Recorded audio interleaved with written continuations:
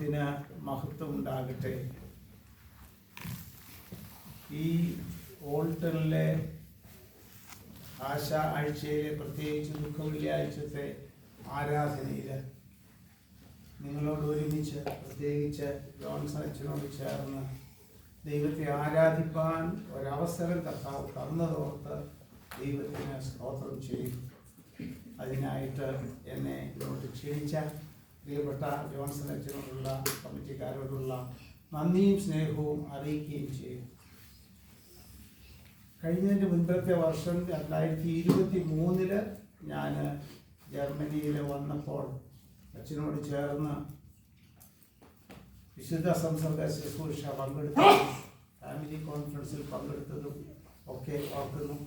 അപ്പോൾ അച്ഛൻ ഫ്രാങ്ക്ഫർട്ടിൽ നിന്ന് സ്ഥലം മാറി അല്പം ദൂരെയായിട്ട് മാറി വന്നു എങ്കിലും വീണ്ടും ഒരു പ്രാവശ്യം കൂടെ കാണുവാൻ, നിങ്ങളുടെ സ്നേഹബന്ധങ്ങളൊക്കെ പുതുക്കുവാൻ, നിങ്ങളുടെയൊക്കെയും നമ്മുടെ എന്ന് പറഞ്ഞാൽ നമ്മുടെ മലയാളികളുടെ മുഖമൊക്കെ ഇന്ന് കാണുവാൻ ദൈവം അവസരം തന്നതുകൊണ്ട് ദൈവത്തിന് സ്തോത്രം ചെയ്യുന്നു. ഇങ്ങനെ ഒരു സ്ഥലത്ത് ഈ ദിവസം ശാന്തമായി ദൈവസന്നിധിയിൽ ഇരിക്കാൻ ദൈവം അവസരം തന്നത് വലിയ ഭാഗ്യമാണ്. പലയിടങ്ങളിലായിരിക്കുന്ന നമ്മളെ ഈ സ്ഥലത്ത് ദൈവം കൂട്ടിച്ചേർത്ത് ഒരുമിച്ച് കൊണ്ടുവന്നു. പ്രത്യേകിച്ച് വിശുദ്ധ ആരാധന നമുക്ക് അനുഗ്രഹമാക്കി തീർക്കത്തക്കവണ്ണം കർത്താവ് ക്രമീകരിച്ചല്ലോ. അതോർത്ത് നിങ്ങളോട് ചേർന്ന് ഞാനും ദൈവത്തെ മഹത്വപ്പെടുത്തും. കുറച്ച് നാളുകൾക്ക് മുൻപേ ഒരു യാത്രക്കാരൻ എന്ന് പറഞ്ഞാൽ ഒരു ടൂറിസ്റ്റ് ഫിൻലൻഡിലെ ഒരു സ്ഥലത്ത് നിൽക്കുമ്പോൾ ആ ദേവാലയത്തിൻ്റെ ഗോപുരത്തിൽ അതിൻ്റെ ഏറ്റവും മുകളിൽ ഒരു സ്കൾപ്ചർ, ഒരു ആട്ടിൻകുട്ടിയെ ഉണ്ടാക്കി വെച്ചിരിക്കുന്നത് കണ്ടു. സാധാരണ ദേവാലയത്തിൻ്റെ ഗോപുരത്തിൻ്റെ മുകളിൽ എന്തുവാ കാണേണ്ടത്? കുരിശാണ് കാണേണ്ടത്. നമ്മുടെ ദേവാലയത്തിൻ്റെയൊക്കെ മുകളിൽ കുരിശുണ്ട്. ഇത് ഏറ്റവും ആ ടവറിൽ ഒരാട്ടിൻകുട്ടിയാണ് അവിടെ അവർ നിർമ്മിച്ചവിടെ വെച്ചിരിക്കുന്നത്. അപ്പോൾ ആ ടൂറിസ്റ്റ് അകത്ത് ചെന്ന് അച്ഛനെ കണ്ടു. പള്ളിയിലെ അച്ഛനോട് ചോദിച്ചു, ഇതിൻ്റെ ബാക്ക്ഗ്രൗണ്ട് എന്താണ്? നിങ്ങൾ ഈ ആട്ടിൻകുട്ടി ഇവിടെ വെച്ചിരിക്കുന്നത്? സാധാരണ കുരിശാണല്ലോ വയ്ക്കാറുള്ളത് എന്ന് ചോദിച്ചപ്പോൾ അച്ഛൻ പറഞ്ഞു, ഈ ദേവാലയം പണിതുകൊണ്ടിരിക്കുമ്പോൾ അതിൻ്റെ ആ ടവർ പണിയുന്ന സമയത്ത് അത് പണിഞ്ഞുകൊണ്ടിരുന്ന ഒരു മേസൺ, ഒരു പണിക്കാരൻ മുകളിൽ നിന്ന് താഴേക്ക് വീണു. താഴേക്ക് വീഴുമ്പോൾ അതിലെ വന്ന ഒരാടിൻ്റെ പുറത്തോട്ടാണ് അദ്ദേഹം വീണത്. അദ്ദേഹത്തിന് ഒരല്പം ഇഞ്ചുറിയൊക്കെ ഉണ്ടായെങ്കിലും ഈ ആടിൻ്റെ നടുവ് തകർന്നു. ആട് അവിടെ വെച്ച് തന്നെ ചത്തു. ആട് ചത്തുപോയി. ഈ മനുഷ്യൻ രക്ഷപ്പെടുകയും ചെയ്തു. അതുകൊണ്ട് ഈ ആട്ടിൻകുട്ടി മുഖാന്തരം ഈ മനുഷ്യന് ജീവൻ ലഭിച്ചതുകൊണ്ട് അതിൻ്റെ അടയാളമായിട്ട്, സിമ്പലായിട്ട് ഞങ്ങൾ ഈ ആട്ടിൻകുട്ടിയെ അതിൻ്റെ സ്കൾപ്ചർ ഉണ്ടാക്കി ആ ടവറിൻ്റെ മുകളിൽ പ്രതിഷ്ഠിച്ചതാണ് എന്ന് പറഞ്ഞു. വാസ്തവത്തിൽ അത് വായിച്ചപ്പോൾ, അത് കേട്ടപ്പോൾ എനിക്ക് തോന്നിയത്, ആട്ടിൻകുട്ടിയുടെ മരണത്താൽ, ആട്ടിൻകുട്ടി ചത്തതുകൊണ്ട് ഈ മനുഷ്യൻ ജീവിച്ചു. നമ്മുടെ വേദപുസ്തകത്തിൻ്റെ രത്ന ചുരുക്കമെന്ന് പറയുന്നത് കുഞ്ഞാടിൻ്റെ മരണം മുഖാന്തരം നിങ്ങളും ഞാനും രക്ഷിക്കപ്പെട്ടു എന്നുള്ളതാണ്. അതുമാത്രമല്ല, യോഹന്നാന്റെ സുവിശേഷം നമ്മൾ വായിക്കുമ്പോൾ 1-ാമത്തെ അധ്യായത്തിൽ നടന്നു പോകുന്ന യേശുവിനെ കണ്ടിട്ട് സ്നാപക യോഹന്നാൻ പറഞ്ഞു, അതാ നോക്കൂ, ലോകത്തിൻ്റെ പാപത്തെ ചുമക്കുന്ന ദൈവത്തിൻ്റെ കുഞ്ഞാടാണ് ആ പോകുന്നത്. Lamb of God who takes away the sins of the world. ലോകത്തിൻ്റെ പാപത്തെ ചുമന്നെടുക്കുന്ന ദൈവത്തിൻ്റെ കുഞ്ഞാട് എന്ന്. അതുകൊണ്ട് ഈ ആട് എന്നുള്ള ഒരു പദം വേദപുസ്തകപരമായിട്ട് പഴയ നിയമത്തിലും പുതിയ നിയമത്തിലുമൊക്കെ ഒരുപോലെ നമ്മൾ കാണുന്നുണ്ട്. ആട് എന്നുള്ള ഒരു സിംബൽ നമുക്കറിയാം. ലേവ്യ പുസ്തകം വായിക്കുമ്പോൾ ലേവ്യ പുസ്തകത്തിൽ എഴുതിയിട്ടുണ്ട്, മഹാപുരോഹിതൻ ആണ്ടിൽ ഒരിക്കൽ ഒരാടിനെ കൊണ്ടുവന്നിട്ട് അതിൻ്റെ തലമേൽ കൈവച്ചിട്ട് ജനത്തിൻ്റെ പാപം മുഴുവൻ ജനത്തിന്റെ പാപം മുഴുവൻ അതിന്മേൽ ഏറ്റിയിട്ട് ആ ആടിനെ വിൽഡർനെസ്സിലേക്ക് അങ്ങ് പറഞ്ഞു വിടാറുണ്ട്. അപ്പോൾ ഈ ജനത്തിന്റെ പാപം മുഴുവൻ ആടിന്റെ തലയിലേറ്റിക്കൊണ്ട് ആടിനെ വിടുന്നു.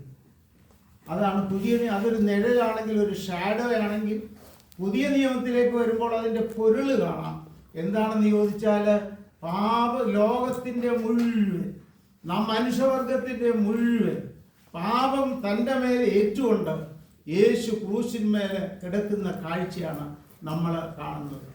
പൗലോസ് അപ്പോസ്തലൻ പറഞ്ഞു, പാപം എന്തെന്ന് അറിയാത്തവനെ അവൻ നമുക്ക് വേണ്ടി പാപമാക്കി തീർത്തു എന്ന് പറഞ്ഞാൽ, ക്രൂശിന്മേലെ ഈ ആട്ടിൻകുട്ടി കിടക്കുന്നത് ലോകത്തിന്റെ സകല മനുഷ്യരുടെയും പാപങ്ങൾ പേറിക്കൊണ്ടാണ്. പത്രോസിന്റെ ലേഖനത്തിൽ പറയുന്നു, അവന്റെ അടിപ്പിണരുകളാൽ നമുക്ക് സൗഖ്യം വന്നു എന്ന്. അവൻ നമ്മുടെ പാപത്തെ തന്റെ ശരീരത്തിൽ ചുമന്നു എന്ന് പത്രോസ് അപ്പോസ്തലൻ പറയുന്നു. ചുരുക്കം പറഞ്ഞാൽ, കുഞ്ഞാട് നമുക്ക് വേണ്ടി അറുക്കപ്പെട്ട ദിവസമാണ് ഇന്നത്തെ ദിവസം എന്നോർക്കേണ്ടതായിട്ടുണ്ട്. ഈ ദിവസത്തിന് ഒരു പ്രത്യേകതയുണ്ട്. സാധാരണ പറയാറുണ്ട് ദി ഡേ ഓഫ് റിഡംഷൻ. ഇത് വീണ്ടെടുപ്പിന്റെ ദിനമാണ് ഇന്നത്തെ ദിനം എന്ന് പറയുന്നത്. മറ്റൊരു പേര് പറയാറുണ്ട് the manifestation of God's glory എന്ന്. The revelation of God's glory. ദൈവത്തിന്റെ മഹത്വത്തിന്റെ വെളിപ്പെടുത്തലിന്റെ ദിനമാണ് എന്ന് പറയാറുണ്ട്. അത് മാത്രമല്ല, the climax of God's glory, ദൈവമഹത്വത്തിന്റെ പാരമ്യം. മനുഷ്യപുത്രൻ മഹത്വപ്പെടാൻ പോകുന്നുവെന്ന് യേശു കർത്താവ് പറഞ്ഞത് ക്രൂശീകരണത്തെ ഉപദേശിച്ചാണ്. അതല്ലാതെ രാജാവായി പോകുന്നു എന്നുള്ളതല്ല. അതാണ് നമ്മൾ മനസ്സിലാക്കേണ്ട ഏറ്റവും വലിയ കാര്യം. ക്രൂശിന്മേൽ നമ്മുടെ കർത്താവ് കിടക്കുക. ക്രൂശിന്മേൽ കിടന്നുകൊണ്ട് അവൻ പറഞ്ഞ കാര്യങ്ങളൊക്കെ നമുക്കറിയാം.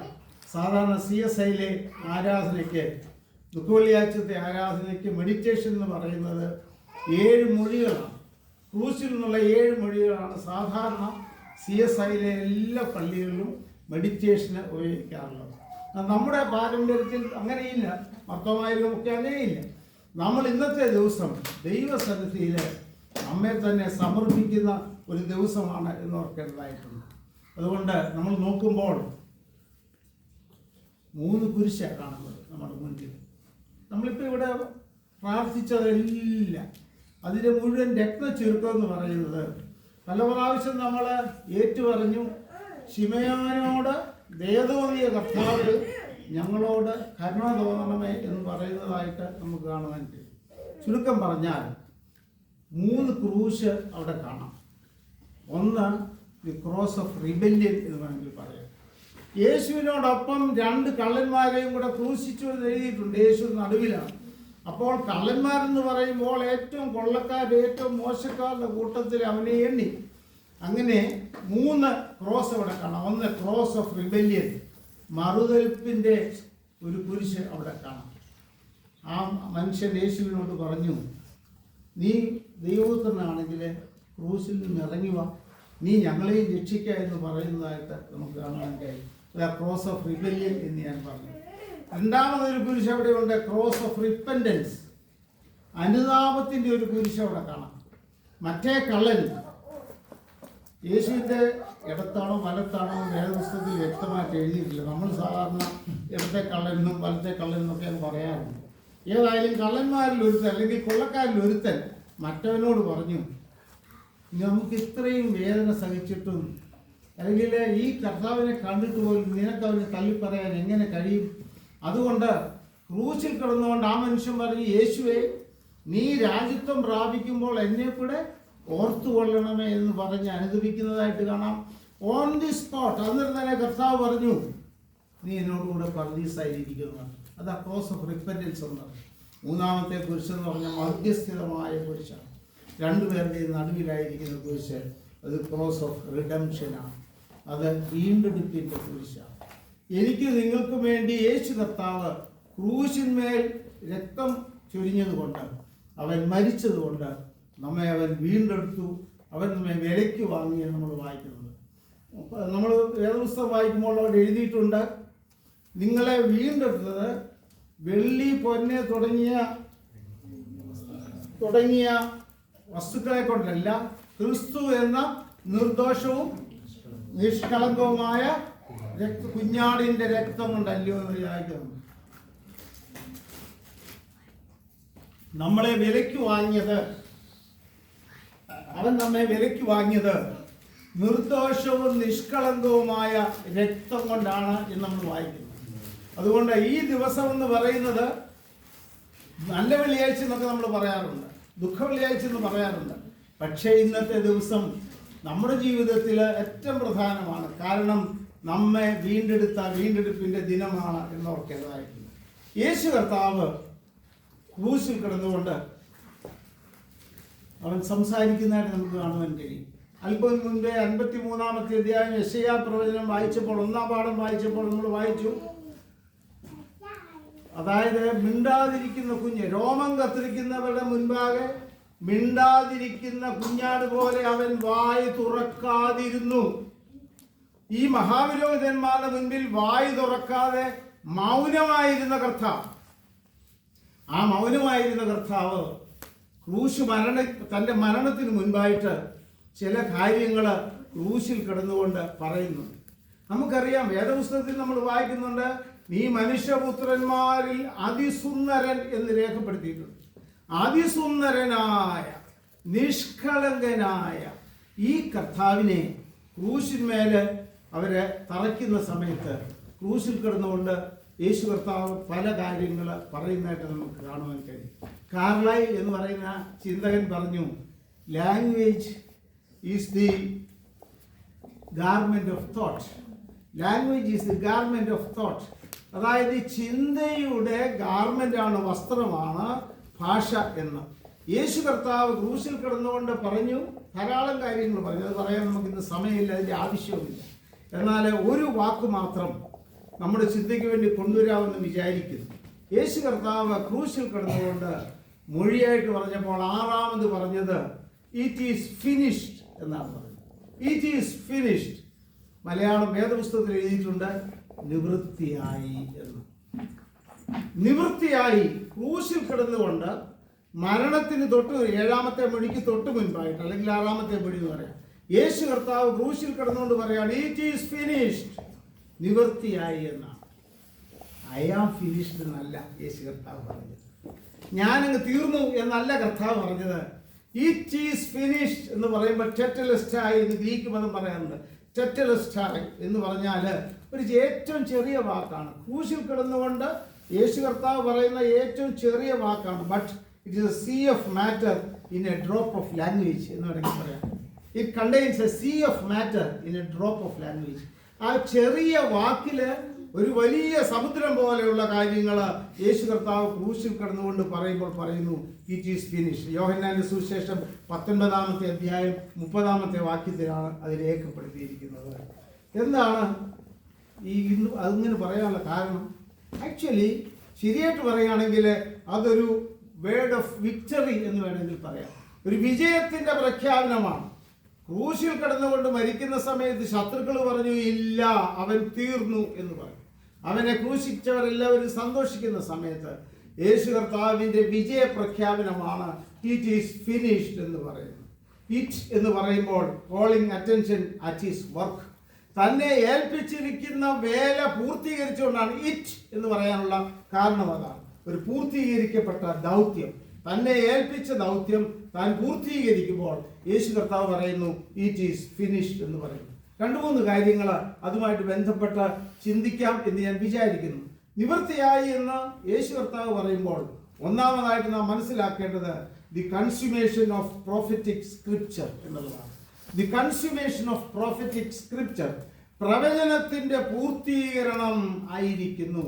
തന്നെക്കുറിച്ച് പ്രവാചകന്മാർ പറഞ്ഞിരുന്നത്, മുൻപുള്ള പ്രവാചകന്മാർ പറഞ്ഞിരുന്നത്, പഴയ നിയമത്തിൽ പറഞ്ഞിരിക്കുന്ന സകല കാര്യവും പൂർത്തീകരിക്കപ്പെട്ടു. അതുകൊണ്ട് പ്രവചനത്തിന്റെ നിവർത്തീകരണമാണ് യേശു ക്രിസ്തുവിന്റെ ക്രൂശിലെ ഈ മൊഴി എന്നോർക്കേണ്ടത്. ഫുൾഫിൽഡ്, ഫിനിഷ്ഡ് ഓർ അക്കംപ്ലിഷ്ഡ് എന്നാണ് അതിൻ്റെ അർത്ഥം. അക്കംപ്ലിഷ്ഡ് അതായത് എല്ലാം പ്രവചന പുസ്തകങ്ങളിൽ പറഞ്ഞിരിക്കുന്ന എല്ലാം നിവർത്തി. യോഹന്നാന്റെ സുവിശേഷം 17-ാമത്തെ അധ്യായം 4-ാമത്തെ വാക്യത്തിൽ വായിക്കുന്നുണ്ട്, നീ എന്നെ ഏൽപ്പിച്ച വേല ഞാൻ പൂർത്തീകരിച്ചിരിക്കുന്നു. നീ എന്നെ ഏൽപ്പിച്ച വേല ഞാൻ പൂർത്തീകരിച്ചു എന്ന് പറഞ്ഞു. അതുകൊണ്ട് പ്രവചനത്തിന്റെ ഒക്കെയും പൂർത്തീകരണമാണ് ഇവിടെ നമ്മൾ കാണുന്നത് ഇറ്റ് ഈസ് സഫറിങ്, അതായത് വ്യക്തിപരമായ തൻ്റെ വേദനയുടെ പര്യവസാനം. വ്യക്തിപരമായി ക്രൂശിൽ കർത്താവ് വേദന സഹിച്ചു. ഈ culmination of his personal suffering, തൻ്റെ വ്യക്തിപരമായ വേദനയുടെ അവസാനമാണ് നാം ഓർക്കേണ്ടതായിട്ടുണ്ട്. മത്തായിയുടെ സുവിശേഷം 26-ാമത്തെ അധ്യായം 38-ാമത്തെ വാക്യം വായിക്കുമ്പോൾ അവിടെ എഴുതിയിട്ടുണ്ട്, എൻ്റെ ഉള്ളം മരണവേദന പോലെ അതിദുഃഖിതമായിരിക്കുന്നത്. ക്രൂശീകരണത്തിന് തൊട്ട് മുൻപ് കർത്താവ് പറയുകയാണ്, എൻ്റെ ഉള്ളം മരണവേദന പോലെ അതിദുഃഖിതമായിരിക്കുന്നത്. അതുപോലെ തന്നെ യെശയ്യാ പ്രവചനത്തിൽ നമ്മൾ വായിക്കുന്നുണ്ട് 50-ാമത്തെ അധ്യായത്തിൽ, ഒരു ക്രിമിനലിനെ പോലെ എൻ്റെ മുഖം നിന്ദയ്ക്കും തുപ്പലിനും ഞാൻ മറച്ചിട്ടില്ല എന്ന് വായിക്കുന്നു. എൻ്റെ മുഖം നിന്ദയ്ക്കും തുപ്പലിനും ഞാൻ മറച്ചിട്ടില്ല. ഒരു ക്രിമിനലിനെ പോലെ എൻ്റെ മുതുക് ഞാൻ കാണിച്ചു കൊടുത്തു എന്ന് യെശയ്യാ പ്രവചനത്തിൽ അല്പം മുൻപേ നമ്മൾ വായിച്ചു കേട്ടതാണ്. അടിക്കുന്നവർക്ക് ഞാൻ എൻ്റെ മുതുകും രോമം പറിക്കുന്നവർക്ക് എൻ്റെ കവിളും കാണിച്ചു കൊടുത്തു. അത്രമാത്രം വേദന സഹിച്ചത്. അപ്പോൾ പഴയ നിയമത്തിൽ പോലും അത് കാണുന്നുണ്ട്. അതിൻ്റെ പൂർത്തീകരണം വന്നതിന് ശേഷം അവിടെ വായിക്കുന്നുണ്ട് അവൻ്റെ വേദന, ശരീരത്തിൻ്റെ വേദന മുഴുവൻ. 22-ാമത്തെ സങ്കീർത്തനത്തിൽ വായിക്കുന്നുണ്ട്, കാണുന്നവർ തലകുലുക്കി, അതിലെ പോകുന്നവർ തലകുലുക്കുന്നത് കാണാം. 69-ാമത്തെ സങ്കീർത്തനത്തിൽ വായിക്കുന്നുണ്ട്, അതൊരു മെസ്സിയാനിക് സാമാണ്, ആരും അവനെ ആശ്വസിപ്പിച്ചില്ല എന്ന് നമ്മൾ വായിക്കുന്നുണ്ട്. ആരും കണ്ടില്ല എന്ന് എഴുതിയിട്ടുണ്ട്. യെശയ്യാ പ്രവചനത്തിൽ പ്രവാചകൻ പറയുന്നുണ്ട്, 53-ാമത്തെ അധ്യായത്തിൽ പറയുന്നുണ്ട്, അവനെ തകർത്ത് കളയുവാൻ പിതാവിന് ഇഷ്ടം തോന്നി എന്ന്. അവനെ തകർത്ത് കളയുവാൻ പിതാവിന് ഇഷ്ടം തോന്നി. ഒരു വോളണ്ടറി സഫറിങ് ആയിരുന്നു എന്നൊക്കെ ഉണ്ടായിട്ടുണ്ട്. അതുകൊണ്ട് രണ്ടാമത് മനസ്സിലാക്കേണ്ടത് the culmination of his personal suffering, തന്റെ വ്യക്തിപരമായ വേദനയ്ക്ക് മുഴുവൻ ഒരു അന്ത്യം ഉണ്ടായപ്പോൾ കർത്താവ് പറഞ്ഞു, ഇറ്റ് ഈസ് ഫിനിഷ്ഡ്. മൂന്നാമതായിട്ട് നമ്മൾ മനസ്സിലാക്കേണ്ടത് the completion of A perfect sacrifice. The completion of A perfect sacrifice. പഴയ നിയമത്തിൽ നമ്മൾ കാണുന്നത് യാഗം, ആടിനെ യാഗം കഴിക്കുന്നു, മനുഷ്യ പാപത്തിന്റെ പരിഹാരത്തിന് വേണ്ടി യാഗവസ്തുവിനെ കൊണ്ടിരുന്നൊക്കെ നമുക്ക് കാണാൻ പറ്റും.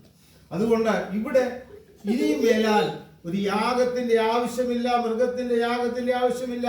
ഒരിക്കലായിട്ട് അവൻ ക്രൂശിന്മേൽ മരിച്ചു എന്ന് നമ്മൾ കാണുന്നുണ്ട്. അതുകൊണ്ട് പരിപൂർണ യാഗത്തിന്റെ പൂർത്തീകരണമാണിത്. എബ്രായ ലേഖനം 9-ാമത്തെ അധ്യായത്തിൽ വായിക്കുന്നുണ്ട്, രക്തമില്ലാതെ വിമോചനമില്ല. There is no liberation without the blood. രക്തമില്ലാതെ വിമോചനമില്ല എന്ന് നമ്മൾ വായിക്കുന്നുണ്ട്.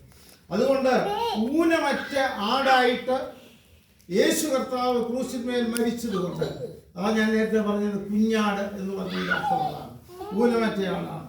എല്ലാ പുരോഹിതന്മാരും നിന്നുകൊണ്ട് ശുശ്രൂഷ ചെയ്യുമ്പോൾ, യാഗം കൂടെ കഴിച്ച് പാപങ്ങൾ പരിഹരിക്കുക ഒരിക്കലും കഴിയാതിരിക്കുമ്പോൾ ഇവൻ ദൈവത്തിന്റെ വലത്തു ഭാഗത്തിരിക്കുന്നു എന്ന് നമ്മൾ വായിക്കുന്നുണ്ട്. എബ്രായ ലേഖനം 10-ാമത്തെ അധ്യായത്തിൽ വായിക്കുന്നു, ഏക യാഗം കഴിച്ചിട്ട് എന്നേക്കും ദൈവത്തിന്റെ വലത്തു ഭാഗത്തിരിക്കുന്നവർ. അതുകൊണ്ട് പരിപൂർണ യാഗം പൂർത്തീകരിക്കപ്പെട്ട് കഴിഞ്ഞുവെന്ന് പുരാണങ്ങളിൽ പറയുന്നുണ്ട്, വിനാ ദേവോപി യാഗേന മോക്ഷം ലഭതേ നവിതേ. ദേവന്റെ മരണം കൊണ്ടല്ലാതെ മോക്ഷം ലഭിക്കയില്ല, ദൈവത്തിന്റെ യാഗത്താലല്ലാതെ വിമോചനമില്ല. അതുകൊണ്ട് യേശു ക്രിസ്തുവിന്റെ യാഗത്താൽ ഞാൻ നിങ്ങളും ലിബറേറ്റഡ് ആക്കിയത് കൊണ്ട് ഇനി ഒരു യാഗത്തിന്റെ ആവശ്യം ഇല്ല എന്ന് മനസ്സിലാക്കും. നാലാമതായിട്ട് the conquest over the power of Satan. The conquest over the power of Satan. സാത്താന്റെ മേലുള്ള അവന്റെ ജയമാണ് കൊടുക്കുന്നത്. അതാ കൺസ്യൂമേഷൻ ഞാൻ പറഞ്ഞു. സാത്താന്റെ മേലുള്ള ഒടുവിലത്തെ ശത്രുവായ സാത്താന്റെ തല തന്റെ മരണത്താൽ അവൻ തകർത്തു എന്ന് നമ്മൾ വായിക്കുന്നുണ്ട്. റോമർക്കെഴുതിയ ലേഖനത്തിൽ വായിക്കുന്നത് പാപത്തിന്റെ ശമ്പളം മരണമാണ്. പാപത്തിന്റെ ശമ്പളം മരണമാണെങ്കിൽ അത് അവൻ നമുക്ക് വേണ്ടി വഹിച്ചു എന്നതാണ്. ആ പാപത്തിന്റെ ശമ്പളം, അതിന്റെ ഫലം അവൻ നമുക്ക് വേണ്ടി വഹിച്ചു. എല്ലാ മതങ്ങളും പറയുന്നത് നിനക്ക് രക്ഷ വേണമെങ്കിൽ നീ അത് ചെയ്യണം, ഇത് ചെയ്യണം. ഡു റിലീജിയൻ എന്ന് പറയാറുണ്ട്. എന്നാൽ Christianity is not do religion, but it is a done religion. Done religion എന്ന് പറയാറുണ്ട്. നീ അത് ചെയ്യണം, ഇത് ചെയ്യണം, ഇന്നടത്ത് പോകണം, ഇന്ന യാഗം കഴിക്കണം, ഇന്ന തീർത്ഥാടനം നടത്തണം എന്നല്ല പറയുന്നത്. എന്നേക്കുമായി ഒരിക്കലായി അവൻ യാഗമായി തീർന്നു. അതുകൊണ്ട് നമ്മൾ ചെയ്യേണ്ടത് എന്താണെന്നറിയാമോ? Receive him at once. അവനെ നമ്മൾ സ്വീകരിക്കേണ്ടതായിട്ടുണ്ട്, അവനെ നമ്മൾ കൈക്കൊള്ളേണ്ടതായിട്ടുണ്ട്. സകലതും അവരിൽ പൂർത്തീകരിക്കപ്പെട്ടു എങ്കിൽ, സകല കാര്യം പൂർത്തീകരിക്കപ്പെട്ടെങ്കിൽ യേശു ക്രൂശിക്കണമെന്ന് പറഞ്ഞു, ഇറ്റ് ഈസ് ഫിനിഷ്ഡ്, എല്ലാം പൂർത്തിയായി.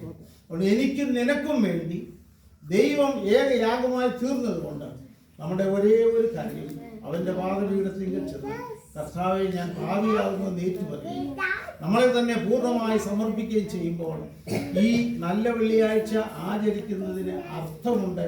അതല്ലെങ്കിൽ വെറും നമ്മൾ ചടങ്ങുകളാൽ കടന്നു പോകുന്നതായിട്ട് തോന്നാറുണ്ട്. അതുകൊണ്ട് അവന്റെ സന്നിധിയിൽ നമ്മെ തന്നെ വിനയപ്പെടുത്തണം. അതുകൊണ്ട് യാഗം എന്ന് പറയുന്നത് യേശു കർത്താവ് ചെയ്തുവെങ്കിലേ നമ്മെ തന്നെ യാഗമായി ദൈവസന്നിധി സമർപ്പിക്കണം. അതാണ് ദൈവം നമ്മെ കുറിച്ച് ഉദ്ദേശിക്കുന്നത്. പ്രസിദ്ധമായ സ്പിരിച്വൽ ഉണ്ടല്ലോ, നമ്മൾ കേൾക്കാറുണ്ട്, പാടാറുണ്ട്. Were you there when they crucified my Lord? Were you there when they crucified my Lord? എന്റെ കർത്താവിനെ ക്രൂശിച്ചപ്പോൾ നീ അവിടെ ഉണ്ടായിരുന്നോ? എന്റെ കർത്താവിനെ ക്രൂശിച്ചപ്പോൾ നീ അവിടെ ഉണ്ടായിരുന്നോ? We have to answer that. നമ്മൾ ആൻസർ പറയണം. ഇന്ന് നമ്മൾ ക്രൂശിന്റെ ചുവട്ടിലാണ് ഇരിക്കുന്നത്. നിങ്ങൾ ഞാനും ക്രൂശിന്റെ ചുവട്ടിലാണ് ഇരിക്കുന്നത്. എന്തിനു വേണ്ടി എന്നുള്ളതാണ്. എന്തിനു വേണ്ടി, ഏത് കൂട്ടത്തിൽ നമ്മൾ പെടുന്നു എന്നുള്ളത് ചിന്തിക്കേണ്ടതാണ്. അതോ വെറുതെ വന്ന് ഇരുന്നിട്ട് കാഴ്ചക്കാരെക്കാളും പോവുകയാണോ? അതോ പത്രോസ് പറഞ്ഞതിലൂടെ ഞാൻ അവനെ അറിയുന്നില്ല, നീ പറയുന്നത് തിരിയുന്നില്ല എന്ന് പറയുന്ന സ്വഭാവമാണ്? അതല്ല. അവനെ നമ്മൾ തള്ളി പറഞ്ഞവരാണ്, അവനെ കണ്ടിൽ നിന്ന് അടിച്ചവരാണ്. പക്ഷേ അവൻ്റെ ത്യാഗത്തിൻ്റെ വില, അവൻ്റെ രക്തത്തിൻ്റെ വില മനസ്സിലാക്കിയില്ല. തീർച്ചയായിട്ടും അവൻ്റെ മുൻപിൽ പാതാരമില്ല. നമ്മൾ മുട്ടുകുത്താറുണ്ട്, നമ്മളിവിടെ ഇത് നടത്താറുണ്ട്, പ്രദക്ഷിണം നമ്മൾ മുട്ടുകുത്താറുണ്ട്. എൻ്റെ ദൈവമേ എൻ്റെ പാപങ്ങളെ ക്ഷമിച്ചു തരണമെന്നാണ് നമ്മൾ പറയുന്നത്. അതുകൊണ്ട് ഈ വെള്ളിയാഴ്ച നമ്മുടെ ആരാധന അർത്ഥപൂർണ്ണമാകണമെങ്കിൽ സകേത് പൂർത്തിയായി എന്ന് പറഞ്ഞ കർത്താവിൻ്റെ സമീപം നാം അറിയില്ല. അവർ നമ്മെ കരുണയോടെ കടാക്ഷിക്കും, നമ്മുടെ പാപങ്ങൾ നീതിയിരിക്കും, അവർ നമ്മളെ ശുദ്ധീകരിക്കും. നമ്മൾ പാടാറുണ്ടല്ലോ, കുഞ്ഞാട്ടിൻ്റെ രക്തത്താൽ നീ ശുദ്ധനായി തീർന്നു. അതുകൊണ്ട് ദൈവത്തിൻ്റെ രക്തത്താൽ ശുദ്ധരായി തീർന്നു, വെടിപ്പ് നിർമ്മലതയുള്ളവരായി നമ്മെ തന്നെ ദൈവത്തിന് സമർപ്പിക്കാം. ദൈവത്തിൻ്റെ പരിശുദ്ധാത്മാവ് നമ്മെ സഹായിക്കട്ടെ.